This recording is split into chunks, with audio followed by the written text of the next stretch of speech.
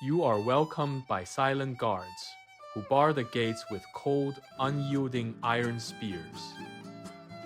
The journey to the stone tower begins under a sky, the color of cold, heavy iron. The castle looms ahead, like a massive tomb carved directly from the jagged mountainside. They seal you within a courtyard, where the bitter winter wind circles and howls endlessly. Inside the great hall, the warmth of the hearth acts as a deceptive, flickering sanctuary. Though the fire burns bright, the biting cold seeps from the ancient, porous stone walls. This pervasive chill settles deep, slowly freezing the very bones of every weary, trapped guest. You notice the Lord and his wife sitting together in a heavy, deeply uneasy silence. They watch the embers die slowly, as if measuring the final limits of their survival. The atmosphere in the room is suffocating, thick with unspoken fears and long-buried, dark secrets. When the meager feast finally ends, the grand hall empties into a hollow, echoing void. A servant approaches you, his lantern casting long, flickering shadows that dance across the floor. He beckons you to follow him toward the looming, dark silhouette of the North Tower.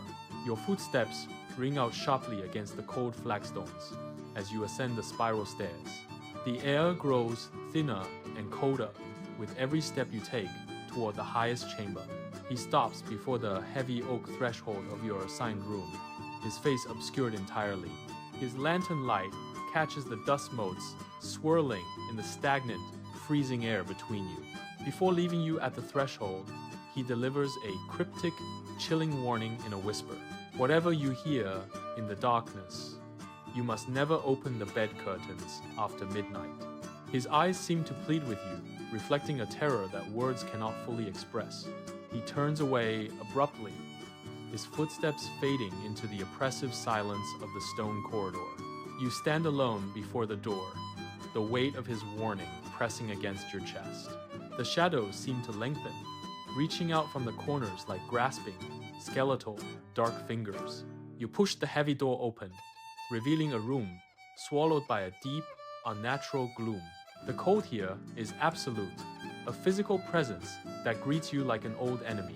You step inside, the door clicking shut behind you, with a final, echoing, metallic sound. The silence of the tower is heavy, broken only by the frantic beating of heart. You look toward the bed, a massive structure of dark wood draped in heavy velvet. The servant's words echo in your mind, a rhythmic pulse of dread in the dark. You wonder what could possibly be hiding within the folds of those thick, velvet curtains. The room feels smaller now, the walls closing in, as if the tower itself breathes. You reach for your candle, but your hand trembles, betraying your calm, stoic exterior facade. The flickering light reveals nothing but dust, and the sharp, unforgiving edges of the stone. You move toward the bed, each step feeling like a march toward an inevitable fate. The air is stagnant, holding the scent of old lavender and something much more metallic. You reach out to touch the bed curtains, but your hand pulls back in fear. The warning keeps you rooted to the spot, a prisoner of your own growing curiosity. You glance at the window, but see only the reflection of your own pale face. The night outside is a void, a black ocean that swallows the distant, dying stars. You realize you are truly alone in this place, far from the warmth of home. The Lord and his wife are gone, leaving you to face the tower's dark history. You take a deep breath, trying to steady your nerves against the encroaching, cold dread. The servant's warning was not a suggestion, but a desperate plea for your own survival. You look at the bed one last time, the velvet curtains swaying in the draft. There is a movement, subtle and soft, that catches your eye in the dim light. You freeze, your breath hitching in your throat as you stare at the dark fabric. It could be the wind, you tell yourself, but the windows are tightly, firmly sealed.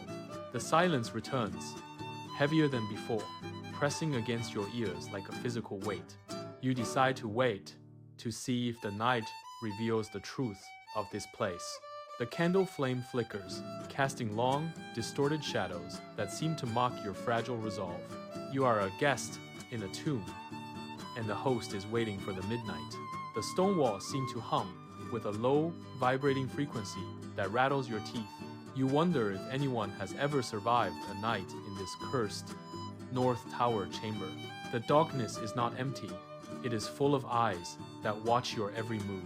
You feel a sudden, sharp chill crawl up your spine, a warning from your instincts. The servant's face flashes in your memory, his eyes wide with a deep, ancient fear. You know now that you should have left when the gates were still open wide, but it is too late now, for the tower has claimed you as its own. The clock begins to tick, a slow, deliberate countdown toward the inevitable, dark, midnight hour.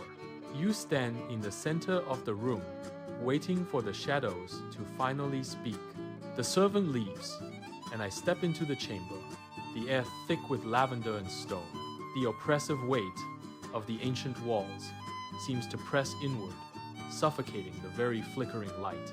I find the bed prepared, the linens unnervingly warm to the touch, as if recently occupied. This residual heat suggests a presence that has only just departed, leaving me deeply unsettled here.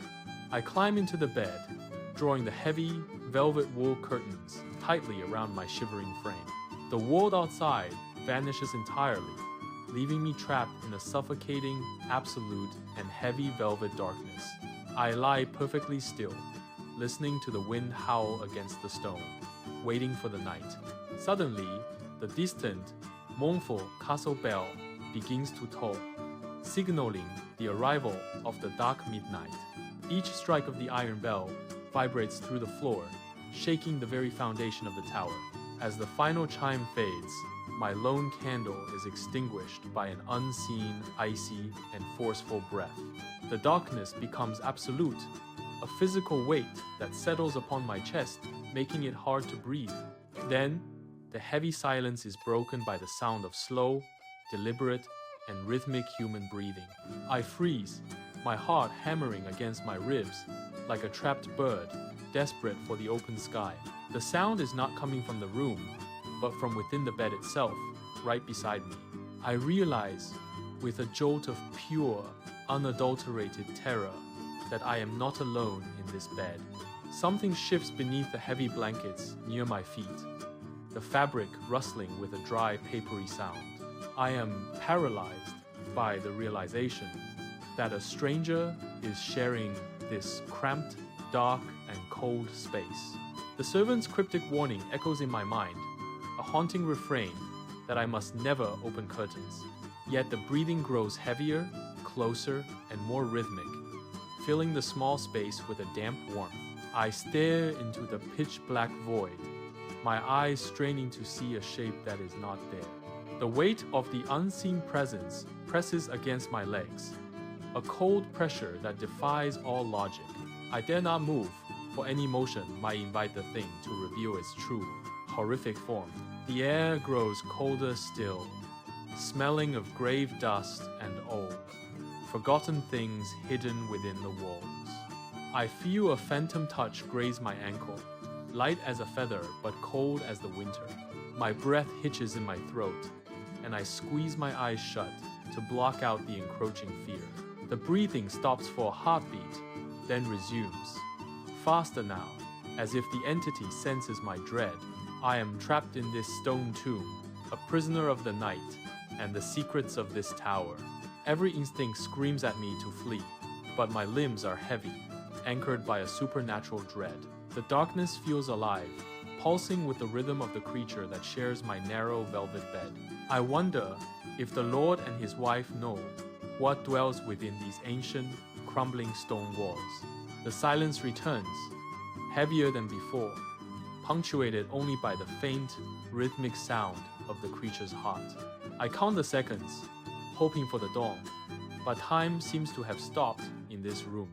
The curtains shudder as if brushed by a passing hand, though the room remains perfectly, deathly still. I am a guest in a house of ghosts, waiting for the inevitable end of my sanity. The warning was not a suggestion. It was a desperate plea to save my own fragile life. I feel a presence hovering just inches from my face, a cold draft that chills my skin. My fingers grip the edge of the sheet, white-knuckled and trembling with the effort of holding on. The creature shifts again, its movement fluid and unnatural, like water flowing through the dark, tight space. I'm the prey, and the tower is the trap, closing its jaws around me this night. The smell of lavender fades, replaced by the metallic scent of old blood and deep, dark earth. I pray for the sun to rise, but the night feels eternal, a cycle of endless, dark torment. The breathing is right against my ear now, a soft, raspy sound that makes my skin crawl. I hold my breath, trying to become part of the darkness, to disappear from the creature's sight. The bed frame creaks under a weight that should not be there, a slow, deliberate, heavy pressure. I am facing the chilling truth of the tower, the secret that the Lord keeps so well. There is no escape from this room, no sanctuary from the thing that waits in the dark. My mind races, searching for a way out, but the curtains are a barrier I cannot cross. The creature moves closer, its presence radiating a cold that seeps into my very marrow and bones. I am a witness to the impossible, a victim of the ancient, dark history of this place. The silence is absolute, yet the room is filled with the sound of my own frantic pulse. I am waiting for the touch, the moment when the curtain is pulled back by a hand. The darkness is a shroud, wrapping around me as I lie in the bed with the ghost. I realize the servant knew, and the Lord knew, and now I am the next sacrifice here. The breathing slows down, becoming a low, guttural hum that vibrates through the mattress and my body. I am lost in the depths of the tower, a soul caught in the grip of the night. The cold intensifies, turning the air into frost that clings to my hair and my pale skin. I close my eyes, surrendering to the inevitable, as the presence moves closer to my trembling form. The last thing I hear is the sound of the curtains rustling, as if something is watching. I face the truth, the dark, cold reality, that I will never leave this tower alive tonight. The night consumes me, and the last light of hope fades into the endless, deep, dark void.